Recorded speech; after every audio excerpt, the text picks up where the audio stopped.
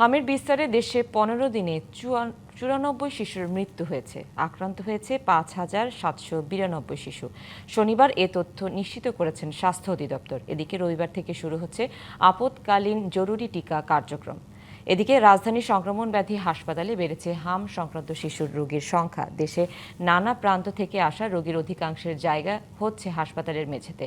আর হাম পরিস্থিতি নিয়ে শিশুদের অভিভাবকদের মধ্যে চরম আতঙ্ক বিরাজ করছে।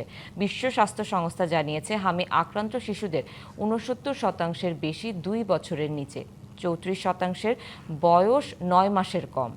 আর এ পরিস্থিতিতে অভিভাবকদের আতঙ্কিত না হয়ে হামের উপসর্গ দেখা দিলে দ্রুত ডাক্তারের পরামর্শ নেওয়ার আহ্বান জানিয়েছেন বিশেষজ্ঞরা।